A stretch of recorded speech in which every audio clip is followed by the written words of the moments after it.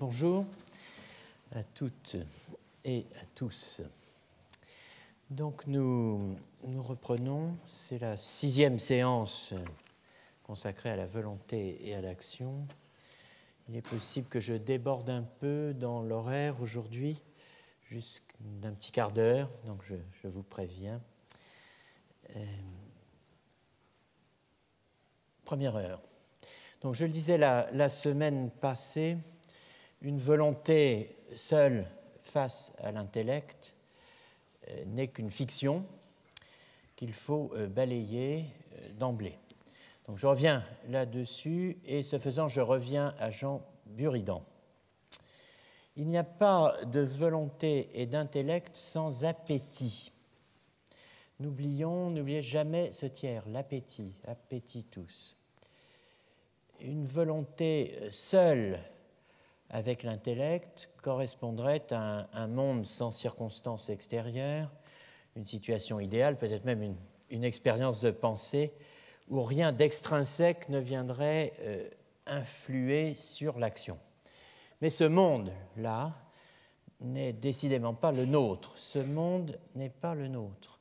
Dans le monde où nous vivons, c'est-à-dire dans le monde de la Tour de Nesle, dans le monde des dames du temps jadis, la volonté n'est pas seulement, si elle l'est, contrainte par le jugement de l'intellect, elle est aussi et d'abord sollicitée par le désir, l'appétit sensible, et court-circuitée par le désir, quand le raisonnement pratique cède la place à l'antimème.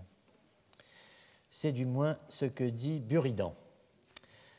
Un antimème est, comme on le sait, un syllogisme incomplet, un raisonnement syllogistique où l'une des prémices, vous savez que dans tout syllogisme il y a 2 prémices et une conclusion, 3 propositions donc, un raisonnement syllogistique donc où l'une des 2 prémices, la mineure ou la majeure, est sous-entendue ou en tout cas reste non exprimée. C'est ce qui arrive par exemple en philosophie, disent certains, avec le cogito de Descartes. Comme le soutient par exemple Gassendi dans sa Disquisitio Metaphysica, le cogito, dit-il, écrit-il, est un antimème qui a besoin de la prémisse majeure, celui qui pense est.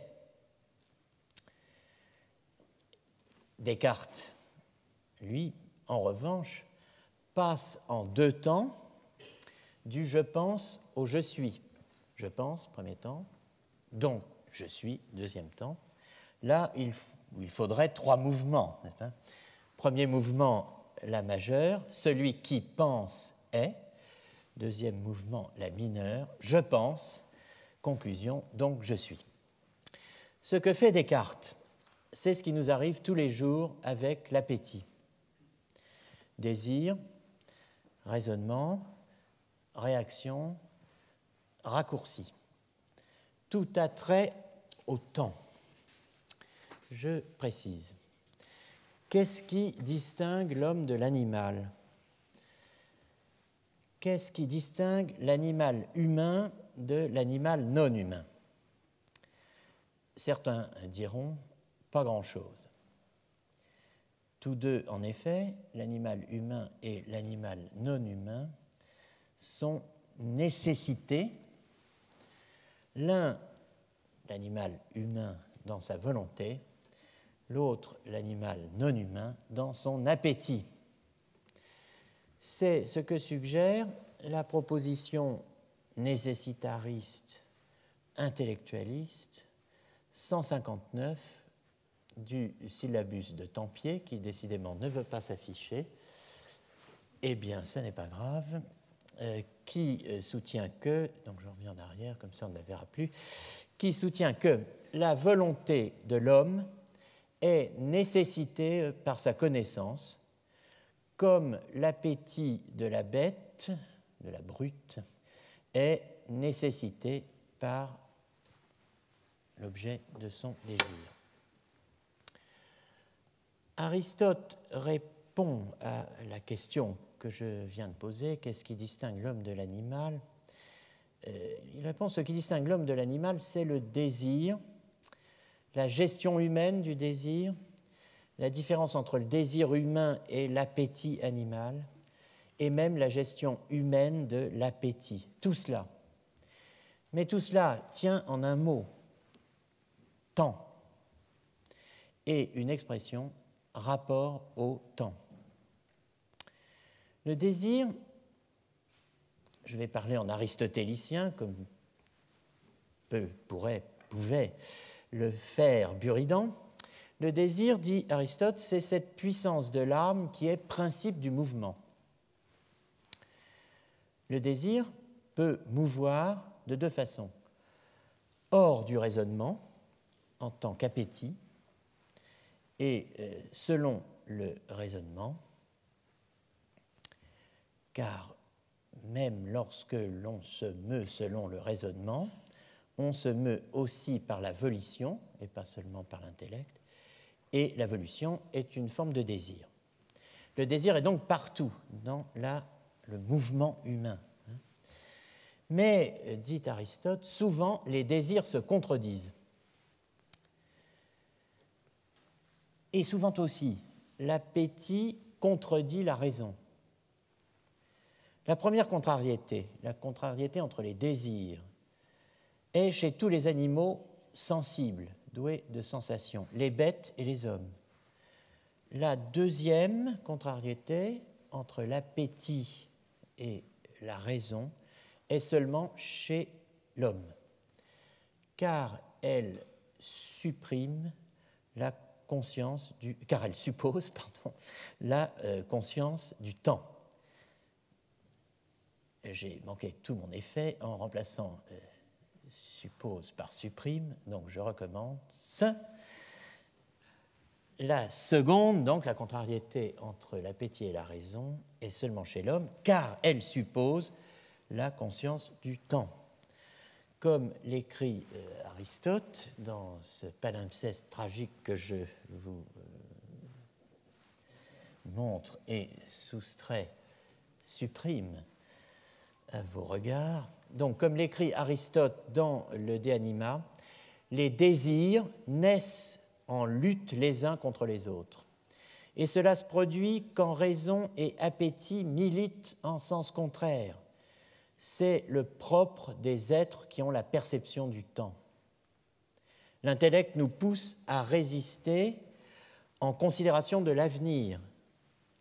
L'appétit nous entraîne dans la seule vue de l'immédiat, car le plaisir du moment paraît être agréable absolument et bon absolument du fait qu'on ne voit pas l'avenir.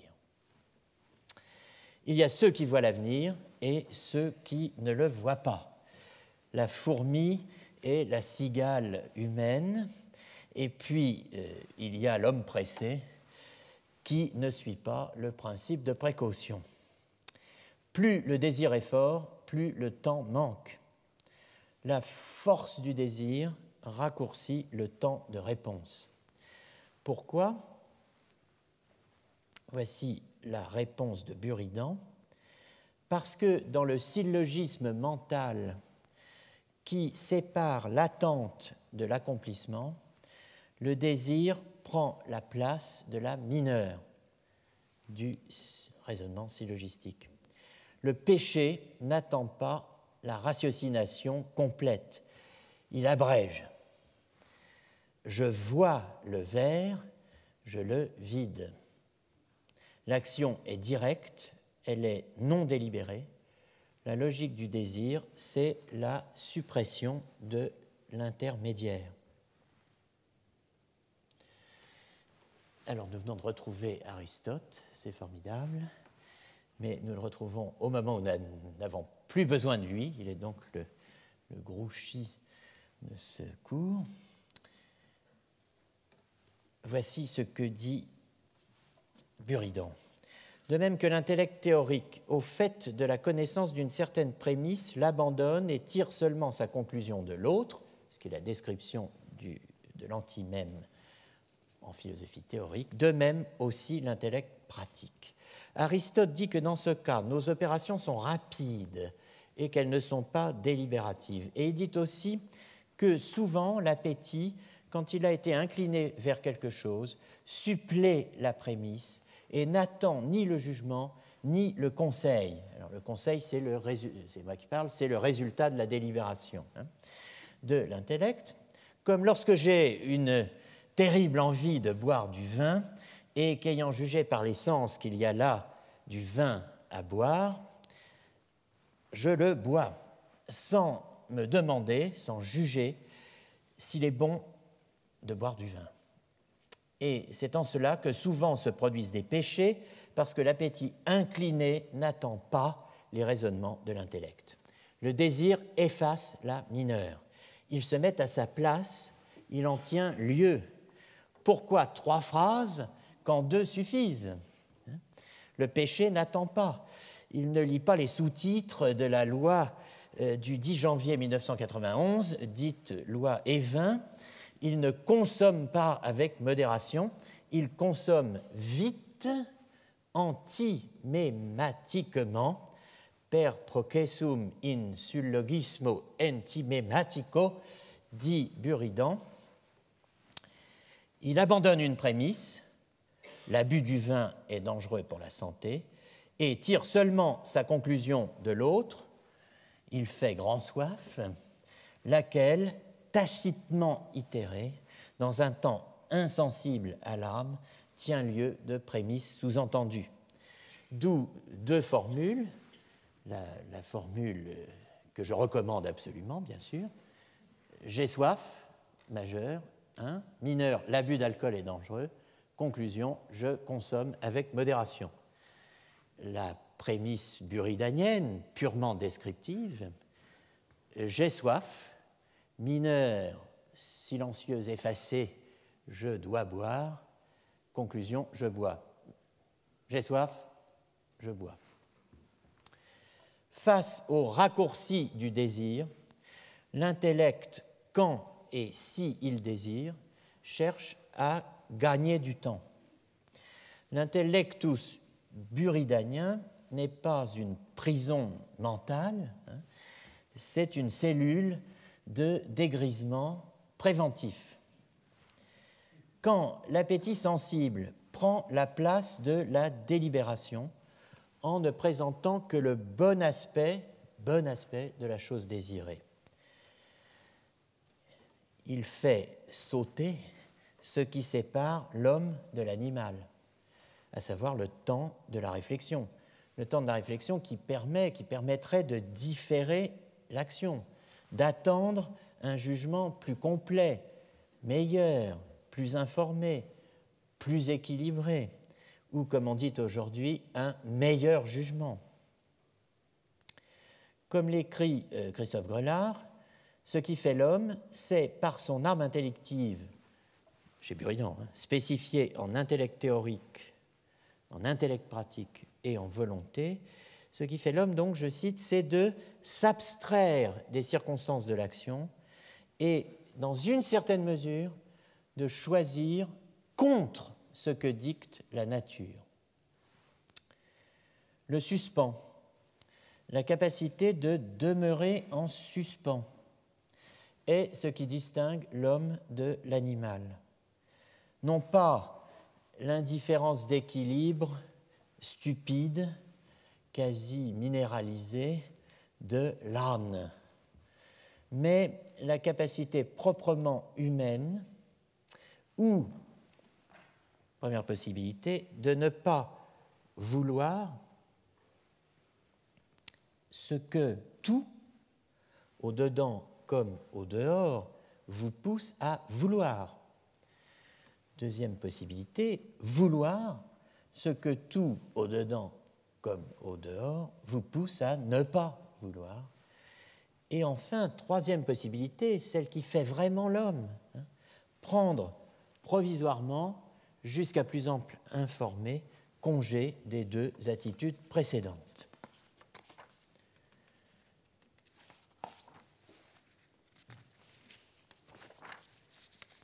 Cela dit, ce que réclame l'archéologie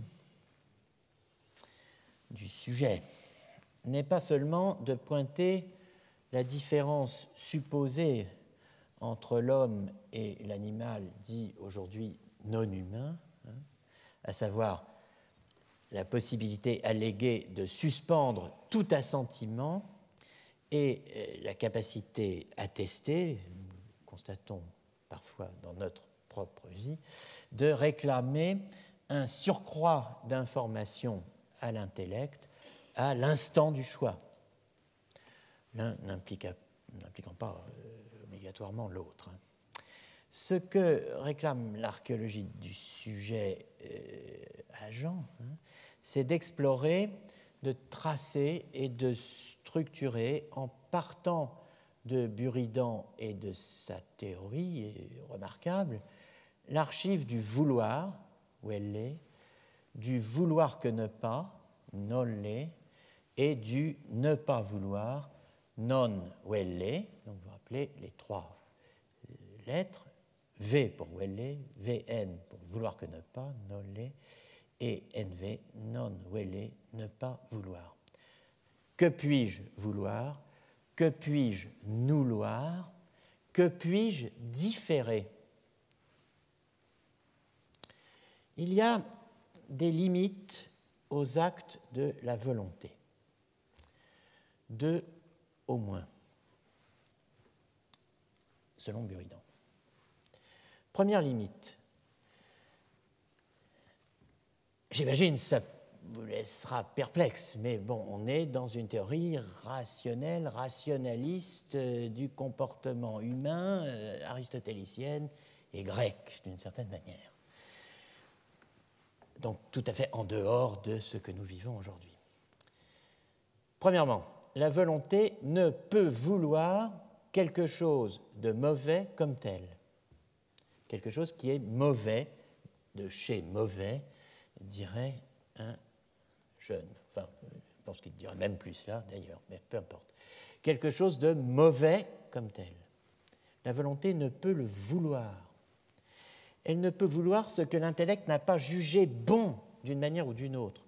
Car c'est cela, ce qui est jugé bon d'une manière ou d'une autre, car c'est cela qui constitue la ratio volibilis, la raison du volible, du voulable, enfin bon, les deux mots sont horribles et n'existent pas d'ailleurs, mais la raison de ce qui peut être voulu.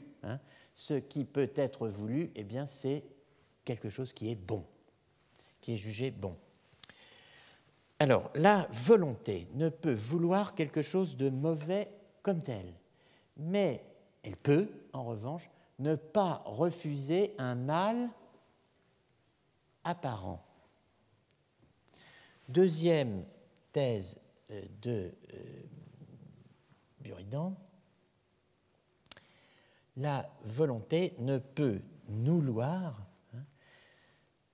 quelque chose de bon comme tel, mais elle peut ne pas accepter un bien apparent. Explication. La liberté, dit Buridan, n'est pas, c'est ce que dit Buridan, la liberté n'est pas donnée à l'homme pour lui nuire.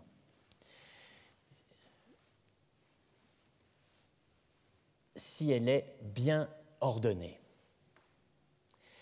La liberté, donc, n'est pas donnée à la volonté pour vouloir le mal sous la raison du mal, ni refuser le bien sous la raison du bien. Si un mal est connu en tant que mal, je ne peux, plus exactement, ma volonté ne peut le vouloir. Si un bien est connu comme bien sous la raison du bien, ma volonté ne peut le refuser. La liberté n'a pas été donnée à la volonté, alors on dirait aujourd'hui, pour qu'elle en fasse mauvais usage. Bon, ce qu'il dit ici, c'est pour vouloir le mal sous la raison du mal, ni refuser le bien sous la raison du bien. En ce cas, en effet, ce serait, dit Buridan, car ce serait une condition à la fois utile et mauvaise. Alors là, on se dit qu'on ne comprend rien. C'est une formule, une condition utile et mauvaise, qui qui mérite et demande un éclaircissement. Le langage ici utilisé, conditions utiles et mauvaises, est celui, c'est assez drôle, enfin, nous allons voir, ce langage est celui de ce qu'un moderne appellerait aujourd'hui le droit des donations entre vifs et des testaments. Vous voyez que c'est du langage juridique. Langage juridique qui est repris en théologie morale. Qu'est-ce qu'une condition dans le langage juridique? C'est la détermination d'un événement futur duquel le disposant, celui qui va faire un don par exemple, un legs, fait dépendre la disposition. Voilà ce qu'est une condition. Si, alors à partir de là, le raisonnement de Buridan se déploie, si le fait que je pécherais était la condition mise au don de la liberté à la volonté, ou au don d'une volonté libre à l'homme. Une condition utile en langage juridique, où vous devez entendre utile d'une manière telle que vous ne l'entendez jamais dans le langage quotidien, une condition utile est celle qui est capable de produire son effet, comme un outil. Enfin, un outil est capable, si l'ustensilité de l'outil, c'est ce qui lui permet, c'est son utilité, c'est de permettre de faire quelque chose. Bon, eh bien, une condition utile, c'est celle qui est capable de produire son effet. Donc, si le fait que je pécherais était la condition mise au don par Dieu de la liberté à la volonté, une condition utile étant celle qui est capable de produire son effet, la liberté serait une condition utile et mauvaise. Mala conditio, dit Buridan, comme, selon moi, le dit Nietzsche à propos de ce qu'il appelle l'invention théologienne du libre arbitre. Comme nous l'avons vu il y a quelques semaines, la liberté ne me serait donnée que pour mon mal, c'est-à-dire pour me rendre coupable, c'est-à-dire pour me punir, pour me rendre punissable. À coup sûr, puisque la réalisation de mon état pécheur serait précisément la condition mise à l'octroi de ma liberté. Deuxième point intéressant chez Buridan, qui est une limite dont il faut tenir compte aussi dans notre présentation, la volonté ne peut jamais, dit-il, choisir un bien moindre au détriment d'un bien supérieur. Lâcher la proie pour l'ombre, comme dit la sagesse des nations. Si le bien supérieur est accessible et peut entrer en ligne de compte, eh bien, la volonté ne peut jamais choisir un bien moindre au détriment de ce bien supérieur, car un bien moindre, évidemment, vous avez déjà compris le raisonnement, est mauvais en comparaison d'un bien plus grand. Alors, en résumé, on a 8 possibilités, selon Buridan.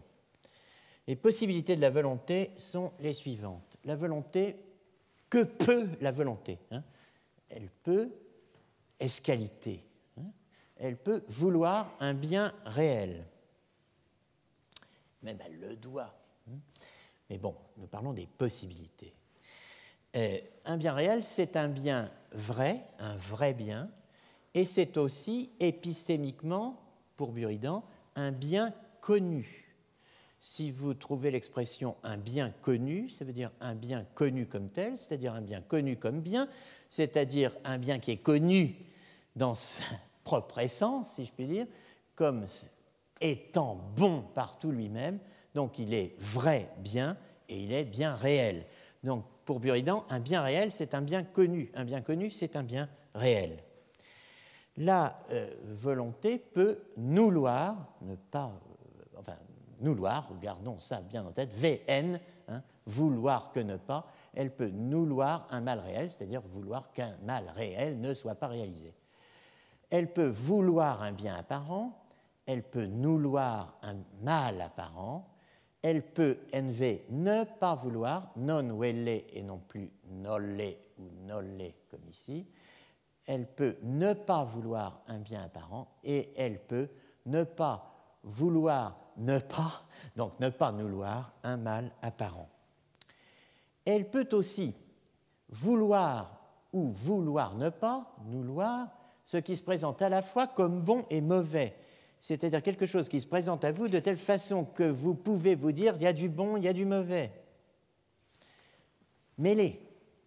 Donc, face à cela, la volonté peut vouloir ou non vouloir ce qui se présente à la fois comme bon ou mauvais. Mais, on se rapproche de ce qu'elle ne peut pas. Dernier point, elle peut aussi ni vouloir ni non vouloir.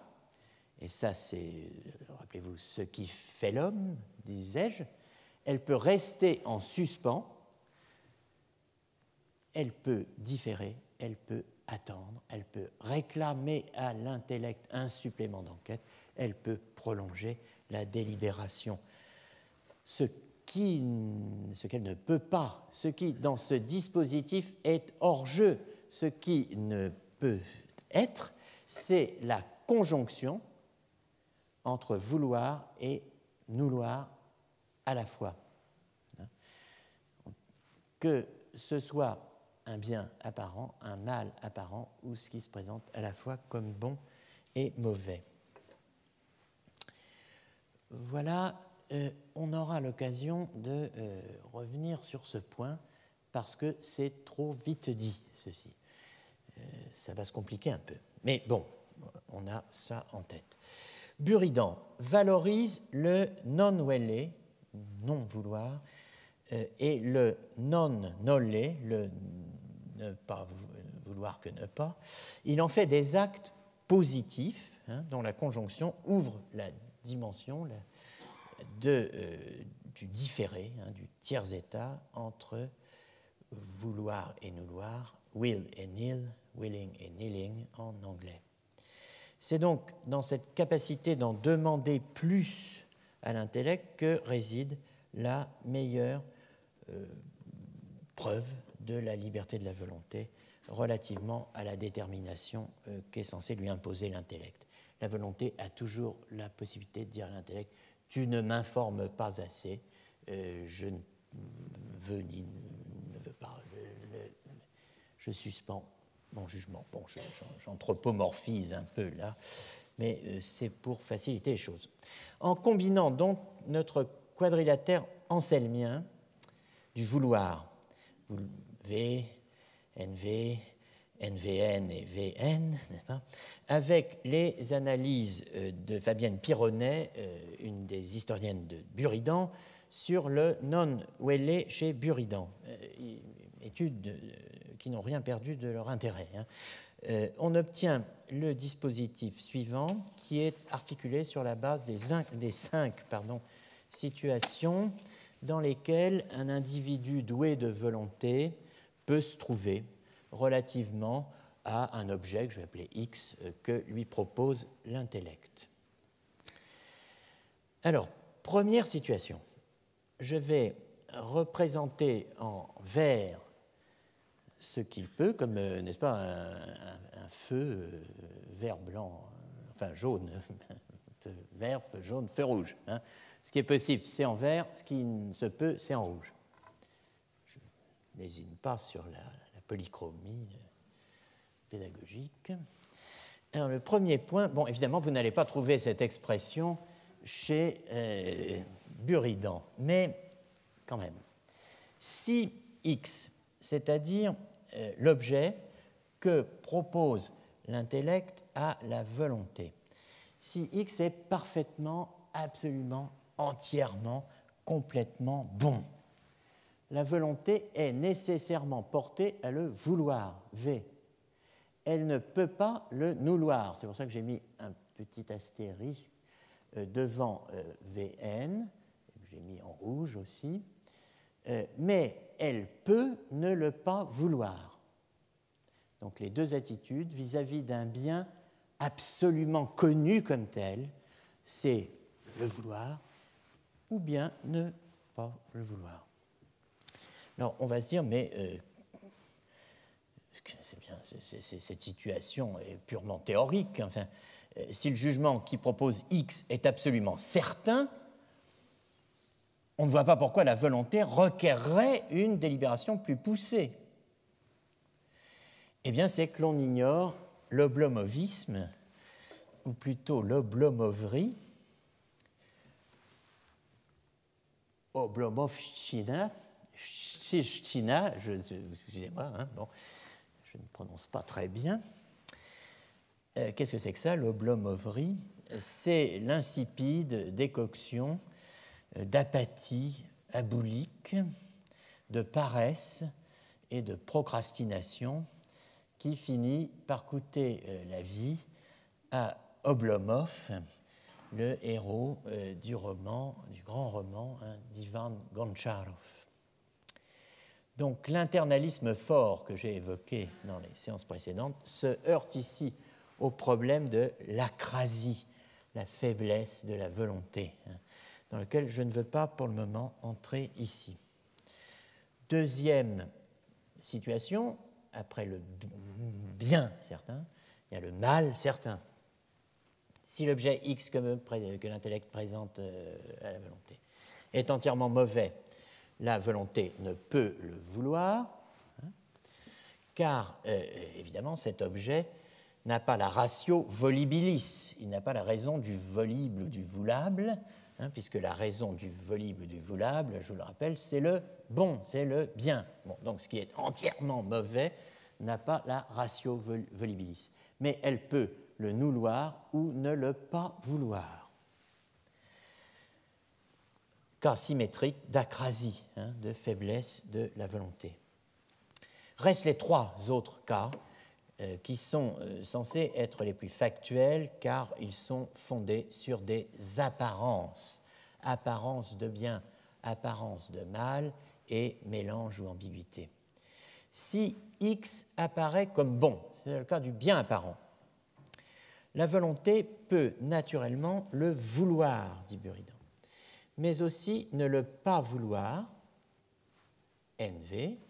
Alors pourquoi diable?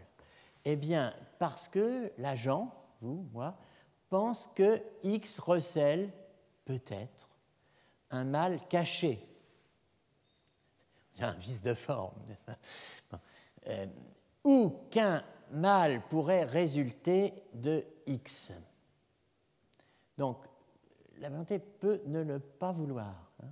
Si elle a quelques raisons de se demander si par hasard, bon, ce n'aurait pas comme un défaut. Mais je ne peux pas nouloir X, car les seules apparences actuelles de X, en attendant d'en savoir davantage, sont des apparences de bien. Or, ce qui a apparence de bien, c'est comme s'il était bon, et donc je ne peux pas ne pas me trouver dans la situation qui est celle que décrit ici Buridan. Je le veux, ou bien je ne le veux pas, mais je ne peux pas le rejeter, puisqu'il a apparence de bien. Si, après examen, nous constatons, il y a constat factuel, qu'il n'y a aucune apparence de mal, que nos craintes étaient sans fondement, et que de quelque façon qu'on prenne les choses, jamais X n'apparaîtra autrement que comme bon, eh bien, on revient à la première situation. Donc, c'est pour ça qu'on a le même schéma. V et NV sont verts, si je puis dire. VN est rouge. Sinon, on va à la situation 5 que nous n'avons pas encore vue et que nous verrons bientôt. Alors, la situation maintenant du mal apparent, c'est très facile, mais on peut généraliser ce qu'on a vu pour le bien apparent. Si X apparaît comme mauvais, la volonté peut le nouloir, puisqu'il est mauvais, ou ne le pas vouloir, si l'agent pense que X recèle peut-être, va savoir, un bien caché, ou qu'un bien, peut-être, après tout, pourrait résulter de X. Mais je ne peux le vouloir, puisque pour le moment, les seules apparences de X sont des apparences de mal. Maintenant, si après examen, avec le temps, je constate que, de quelque façon qu'on prenne les choses, X n'a aucune apparence de bien, eh bien, on revient à la situation 2, c'est-à-dire que je ne peux pas vouloir ça, vous voyez, vouloir est interdit.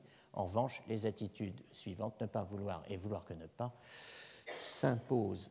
Sinon, eh bien, si on reste dans le vague, si on n'arrive pas à se prononcer, si rien ne nous permet de sortir de cet embarras, eh bien, on se retrouve vraiment dans l'embarras, c'est-à-dire dans la situation qui est la dernière et qui est la plus commune dans nos vies, probablement, mélange de bon et de mauvais.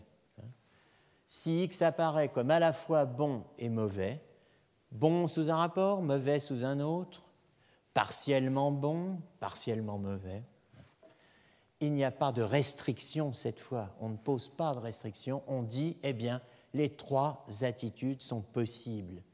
C'est ce qui fait le prix de la vie humaine, c'est qu'on peut vouloir, on peut nouloir ou ne pas vouloir. Vous voyez ? Enfin, vouloir, nouloir, ne pas vouloir. Les trois attitudes sont possibles. La cinquième situation, donc, c'est celle-là, le mélange de bon et de mauvais, c'est celle qui nous intéresse au premier chef. Elle est une partie de notre cœur de cible théorique et archéologique, celle du conflit de volonté, qui concerne aussi bien la question de l'acrasie, autrement dit le problème de la faiblesse de la volonté, et le cas échéant même la faiblesse de la raison. Bon, ça concerne aussi bien ça que ce que nous suivons obstinément depuis les dernières séances, c'est-à-dire ce problème, sommes-nous libres de vouloir ce que nous voulons au moment où nous le voulons. Avec les développements que nous avons donnés à cette question, sommes-nous libres de vouloir ce que nous voulons au moment où nous le voulons, et les premiers chemins que nous avons commencé de frayer avec les trois questions tirées de John Locke. L'homme est-il libre de vouloir les choses qu'il veut effectivement faire? L'homme est-il libre de ne pas vouloir telle d'entre les choses qu'il veut faire? Et l'homme est-il libre de vouloir telle d'entre les choses qu'il ne veut pas faire? Ces trois questions de Locke, à laquelle j'ai ajouté la quatrième, et à quel moment? Peut-on à la fois vouloir et nouloir? Peut-on à l'instant T, maintenant, vouloir et nouloir une même chose, X? Deux choses diverses, X et Y. La même chose. Deux choses qui s'excluent mutuellement, X et non-X. X, X et Y, X et non-X. Cette question, ce nœud de question, est focal. Cette question, elle fait converger les théories, les problèmes, les concepts. Elle les noue et les dénoue sur la longue durée, par-delà les siècles et les écoles, en philosophie et en théologie, sur la ligne de crête où s'affrontent Aristote et Augustin, ou, si l'on préfère, péripatétisme, platonisme et stoïcisme. C'est une archéologie de la question titre « Peut-on à la fois vouloir et nouloir ?» que nous allons esquisser dans les séances qui viennent pour compléter l'enquête entamée l'an dernier sur la manière dont le sujet est entré en philosophie comme agent de pensée et de volonté, et pour faire avancer le traçage de la notion de sujet comme sujet de la crésis, de l'usage, notion post-foucaldienne d'une certaine façon, mise en place au début du semestre, ici, avec Jean Damascène, Jean de Damas. Avant de nous lancer dans ce que j'appellerais une archéologie de la volonté et de la nolonté, je propose de jeter un dernier coup d'œil sur la théorie buridanienne de la volonté et de l'action, en considérant l'exemple qui lui sert à illustrer le conflit de volonté tel qu'il l'appréhende dans les questions sur l'éthique. Cet exemple, c'est l'adultère. L'adultère est une des 5 espèces de luxure distinguées dans la tradition chrétienne, avec la fornication simple, l'inceste, le stupre et le rapt, auquel le Moyen-Âge a ajouté le vicium contra naturam, l'adultère. Je veux dire, le vicium contra naturam, vous savez ce que c'est? Bon, c'est la sodomie, par exemple. L'adultère. L'adultère, Buridan, il connaît. Notez l'anaphore. Ou plutôt, il est censé connaître. La légende lui attribue une liaison avec, au choix, l'une des 3 brues de Philippe le Bel. Marguerite, fille du duc de Bourgogne, épouse du futur Louis X le Hutin, ou Hutin, H-U-T-I-N, ce qui veut dire le colérique. Blanche, épouse du futur Charles IV, dit le Bel, ou sa sœur Jeanne, épouse du futur Philippe V, dit le Long. Toutes deux, donc Blanche et Jeanne, étant filles de Mao d'Artois, et cet adultère, donc, étant pratiqué en la tour de Nesle, où, dit-on, Marguerite et Blanche, Marguerite donc de Bourgogne et Blanche d'Artois, si on veut, recevaient leurs amants. Miraculeusement échappée du sac où sa maîtresse putative l'avait fait jeter au fleuve après inspection, Buridan, Edmond Dantès médiéval, a inspiré à Villon ses vers célèbres où il rejoint un autre spécialiste médiéval de la luxure, Pierre Abélard. Vous connaissez ces 2 magnifiques passages de la ballade des dames du temps jadis. Où est la très sage Héloïse, pour qui fut châtré et puis moine, Pierre et Bayard à Saint-Denis, pour son amour ô c'était Swann. Semblablement, où est la reine qui commanda que Buridan fût jeté en un sac en Seine, mais où sont les neiges d'antan? Un mot quand même sur Eswan. Pour son amour, il eut cette peine. Eswan, c'est une peine, une difficulté, mais là on peut dire quand même, il s'agit d'une véritable peine. Eswan désigne aussi les parties sexuelles féminines, par extension d'Eswan, plaie ou coupure. Et donc, ça désigne aussi, pour finir, une mutilation. Et il existe le verbe essoiner, qui signifie mutiler. Alors, Buridan, je reviendrai après à Abélard. Outre la ballade des dames du temps jadis, le malheureux Buridan a fait les frais d'un drame de Frédéric Gaillardet, qui est bien oublié, et Alexandre Dumas, qui l'est un peu moins, La tour de Nesle, 1832. Il a fait aussi l'objet d'un roman de Michel Zévaco, l'auteur du Capitan, cher à tous les amoureux de Jean Marais, et Buridan, le héros de la tour de Nesle. C'est le titre du roman de Michel Zévaco, publié en feuilleton dans la Petite République socialiste en mai 1905. Ça va se cacher, c'est extraordinaire. Avant d'être porté à l'écran à 4 reprises au moins, dont une fois en 1954, par Abel Gans, sous les traits de Pierre Brasseur. question subsidiaire, qui est Miss Italie 1946? Alors, je répondrai, le cas échéant, aux personnes les plus motivées. Beau couple. Donc, vous voyez, c'est extraordinaire. Il faudrait un jour travailler sur l'iconographie, la représentation du Moyen-Âge. C'est terrifiant, quoi. C'est effarant.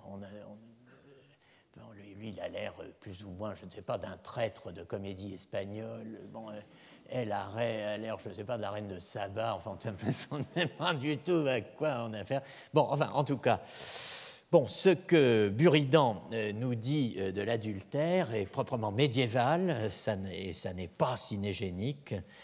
La première chose est que, tout en apparaissant à la fois comme malhonnête et délectable, l'adultère peut être voulu, car la volonté peut vouloir contre une partie du jugement qui représente la chose sous deux aspects antagonistes.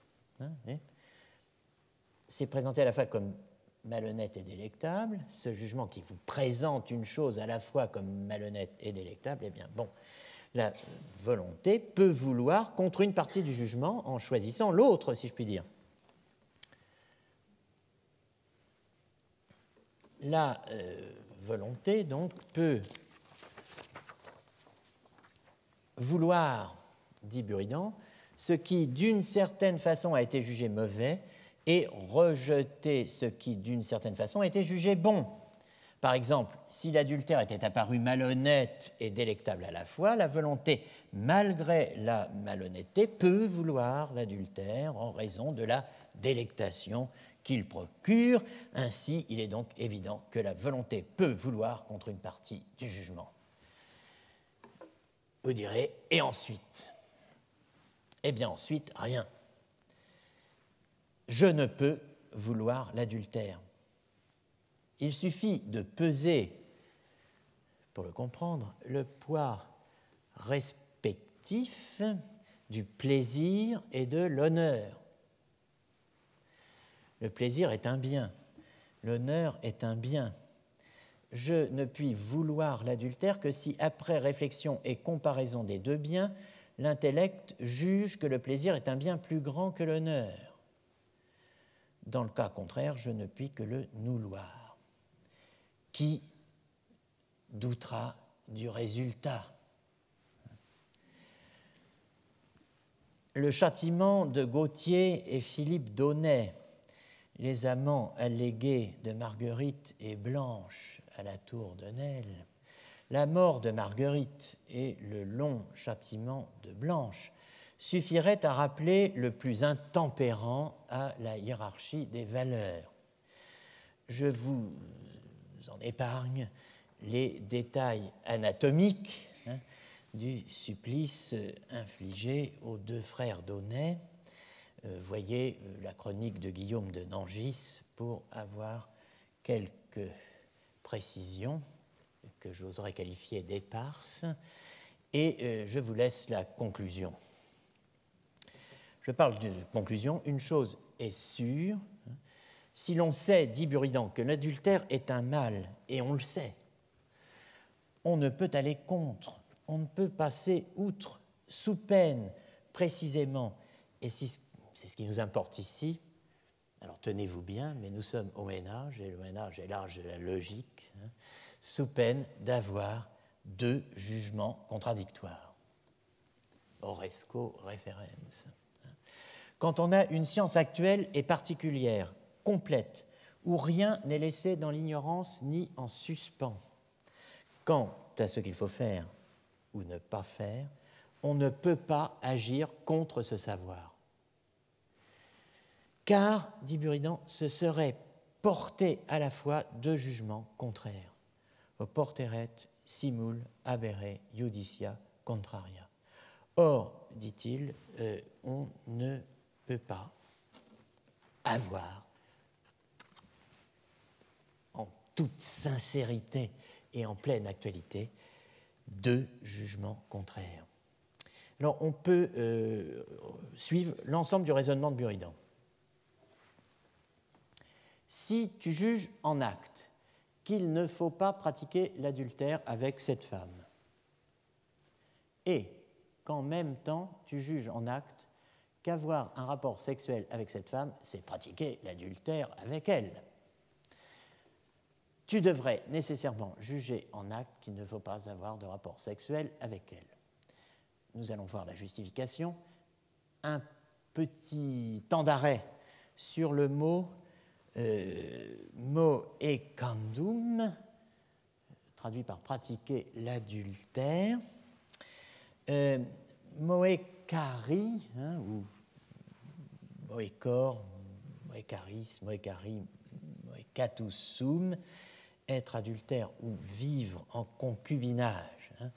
Je voudrais vous signaler que, une petite curiosité, c'est qu'au Moyen-Âge, la science mécanique, l'art mécanique, est qualifié d'adultère. Adulterina, le verbe grec mekanomai, faire des machines, jouer au mécano, enfin si ça vous dit encore quelque chose, ayant été fâcheusement rendu en latin par Moekari, n'est-ce pas? Ce qui fait que, c'est assez drôle, mais on présente toujours les arts mécaniques comme des arts adultérins. Et alors après, on trouve toutes sortes de justifications à cette présentation. On dit par exemple qu'ils sont engagés dans la matière, contrairement aux arts libéraux pratiqués par des gens libres et libérant l'esprit, sont tels que, précisément, ils n'ont aucun rapport avec la matière qui est asservie et qui se travaille, n'est-ce pas? Donc les arts libéraux, c'est tout le contraire d'un travail. Bref, retenez cette particularité, disons. Bon, donc alors, on a ici un raisonnement. Dans le premier livre des secondes analytiques, tu places une mineure sous une majeure et tu connais ipso facto la conclusion. Donc, majeur, si tu juges en acte qu'il ne faut pas pratiquer l'adultère avec cette femme, si mineur, tu juges en acte qu'avoir un rapport avec cette femme, ce serait pratiquer l'adultère avec elle, eh bien, nécessairement, tu dois juger qu'il ne faut pas avoir de rapport sexuel avec elle. Hoc autem stante non coibis. Donc, si on est ainsi, dans cette situation, toutes choses étant telles qu'elles sont, telles que je viens de les décrire, tu n'auras pas de rapport sexuel, non coibis, nisi simul judices coeendum et non coeendum, et c'est sans juger en même temps que tu dois avoir ce rapport, que tu ne dois pas avoir ce rapport. Et que la conclusion est posée à partir du moment où vous avez les prémices, et instantanément.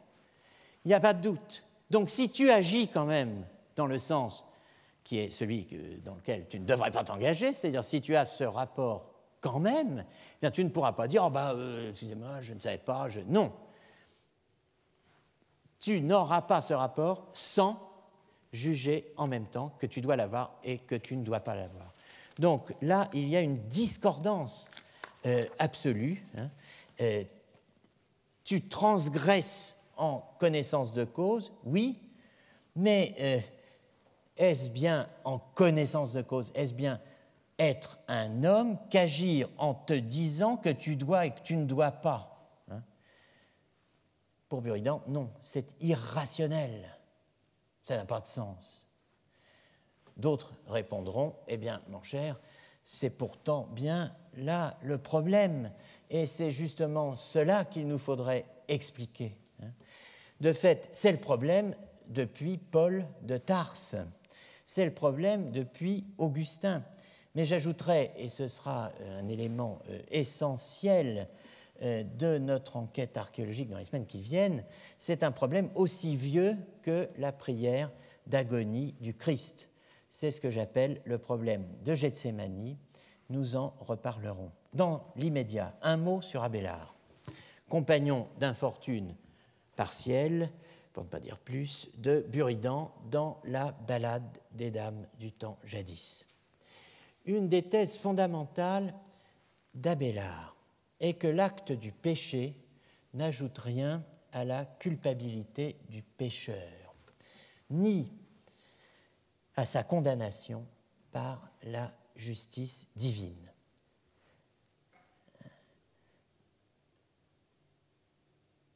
l'acte n'ajoute rien à la culpabilité. Operationem peccati nihil addit ad reatum, vel ad damnationem apud Deum. Cette thèse, c'est le fondement de ce qu'on appelle la morale de l'intention, que l'on ferait mieux d'appeler morale du consentement, exposée par Abélard dans ce grand traité d'éthique, à la fois philosophique et théologique, qui a pour titre le précepte même de l'oracle de Delphes, Scito te ipsum, connais-toi toi-même. Cette thèse d'Abélard est dans une large mesure formulée à l'occasion d'une méditation sur le statut du plaisir sexuel. Le point de départ est clair. Ni l'acte sexuel, ni le plaisir qu'on y goûte ne sauraient être regardés comme des péchés. Sinon, dit Abélard, il faudrait rigoureusement prohiber toute relation sexuelle dans le mariage. À ceux qui lui répondent, à ceux qui objectent que Dieu a permis les relations conjugales, je cite, à condition que tout plaisir en soit exclu.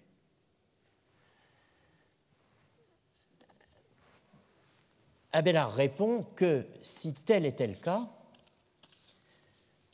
en autorisant les relations conjugales, Dieu les aurait autorisées de telle façon que cette autorisation rendit leur existence même impossible.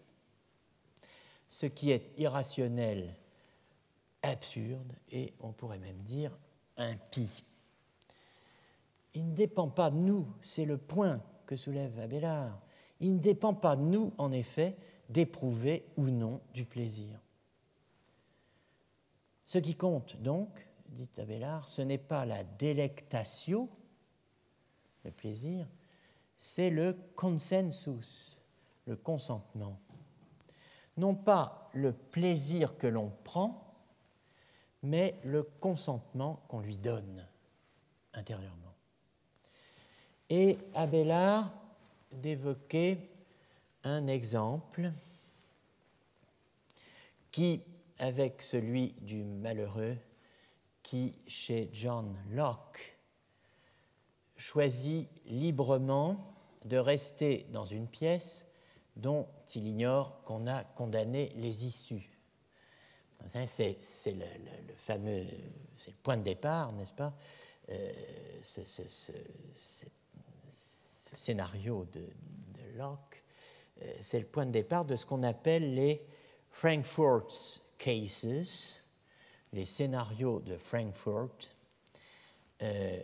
à savoir Harry Gordon Frankfurt, un philosophe de notre temps, qui est celui qui a introduit le principe des possibilités alternées ou alternatives PAP, n'est-ce pas, que j'ai évoqué le 10 février dernier.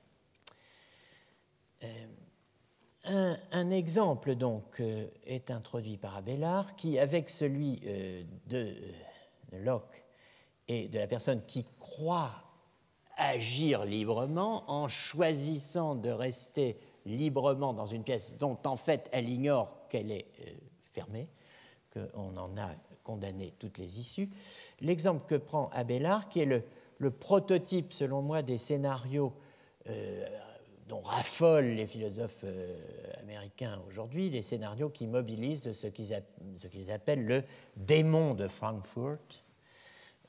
Le démon de Frankfurt, qui est une sorte de démon, daimon, si on peut dire, logé au plus profond de mon esprit, tel un deuxième décideur, qu'on appelle aussi le Frankfurt Controller, une sorte de copilote qui bloque toutes les issues mentales en dehors de celles qu'il veut me voir emprunter.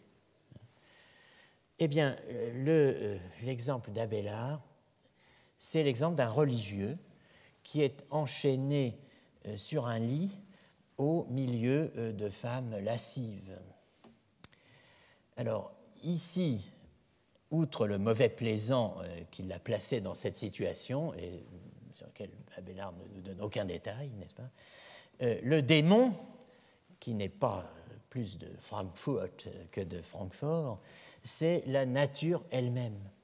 La nature qui, dit Abélard, impose le plaisir de façon nécessaire à ce malheureux religieux enchaîné sur un lit. Désir et au milieu de femmes. Désir et plaisir naissent et meurent sans que nous y ayons part.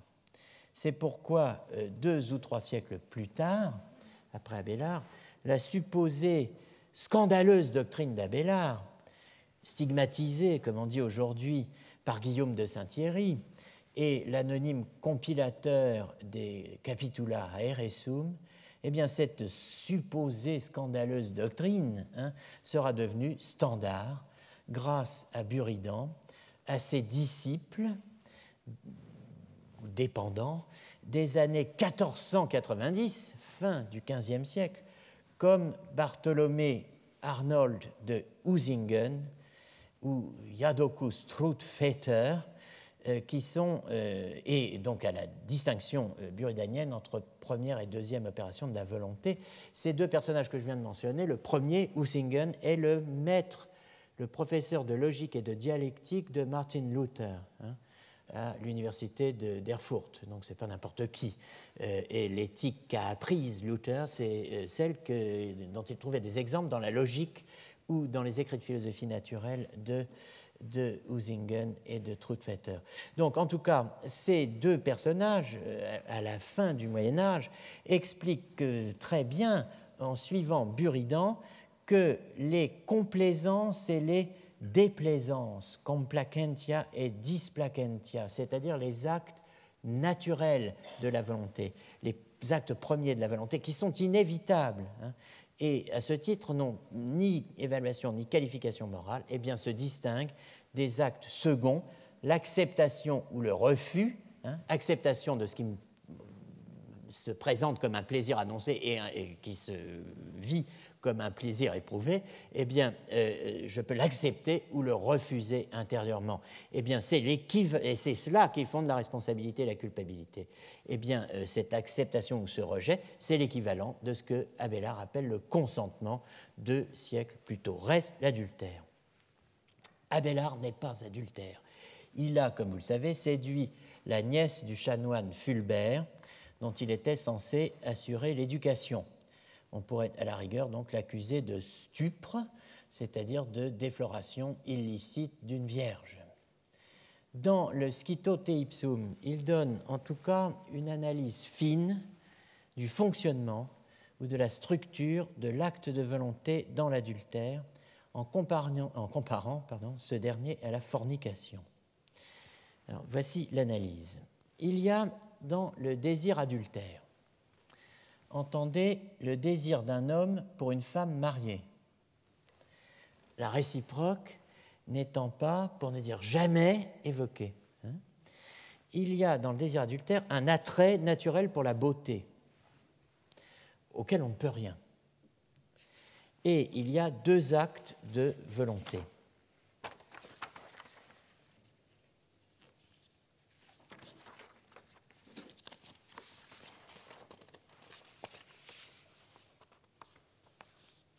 Je me demande si on a le temps d'aller jusque-là.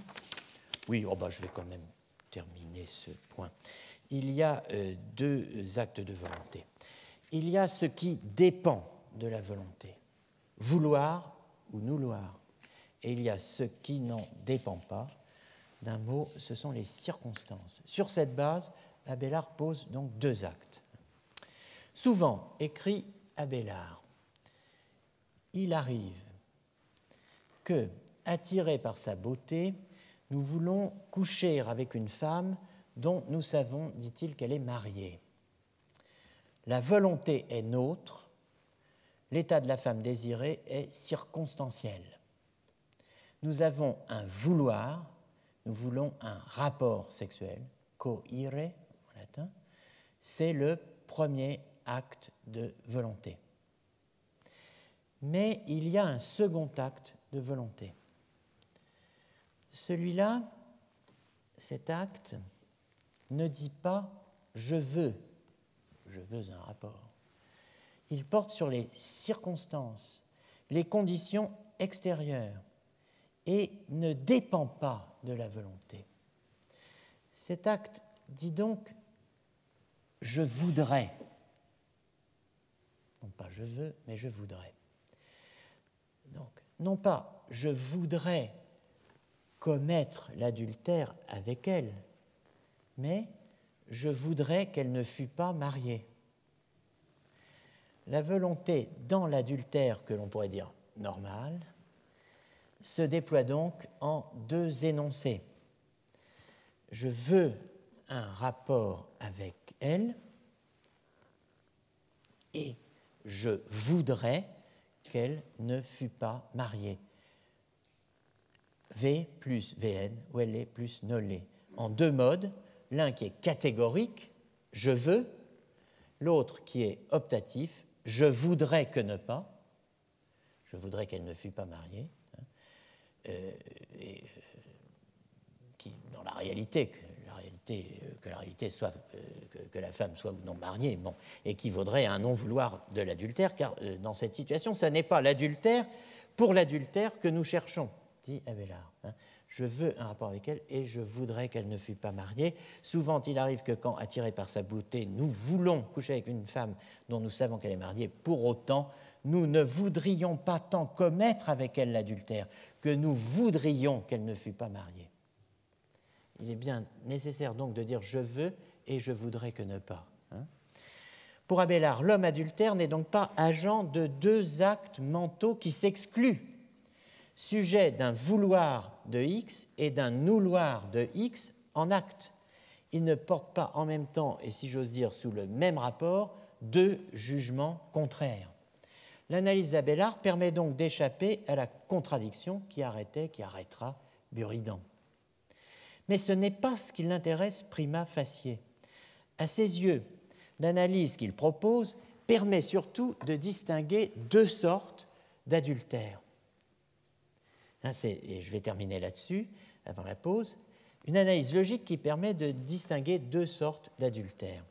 Il y a ceux qui sont adultères sans le vouloir, et donc, même contrefactuellement, si vous préférez, dans leur esprit, sont de simples fornicateurs. Donc ceux qui sont adultères sans le vouloir.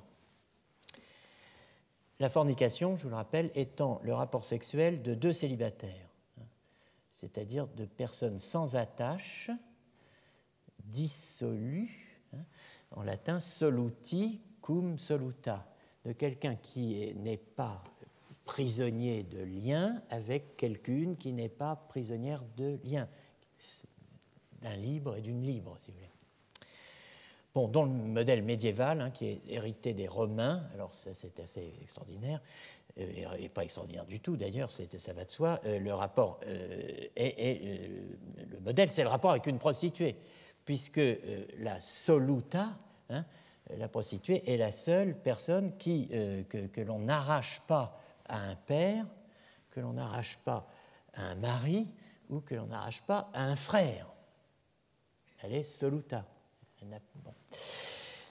Mais il y a aussi ceux qui sont adultères en le voulant, ceux qui couchent avec la femme d'un grand personnage parce qu'elle est la femme d'un grand personnage et que le rang du mari fait le prestige de l'amant. Ce sont les adultères people, si on peut dire. Ceux-là, dit Abélard, sont les vrais adultères, car leur vouloir s'articule en une conjonction d'énoncés qui est antithétique de « je veux un rapport avec elle et je voudrais qu'elle ne fût pas mariée », n'est-ce pas ? C'est la loi de leur comportement, c'est « je veux un rapport avec elle et je ne voudrais surtout pas qu'elle ne fût pas mariée ». Beaucoup, au contraire, pour leur propre gloriole, désirent davantage les femmes des puissants parce qu'elles sont femmes de puissants qu'ils ne le feraient si elles n'étaient pas mariées. ils ont plus envie d'être adultères que de forniquer, c'est-à-dire ils ont plus envie de, enfin, ils ont envie de transgresser plus qu'ils n'ont envie de transgresser moins. C'est difficile à traduire. Hoces magis quam minus excedere.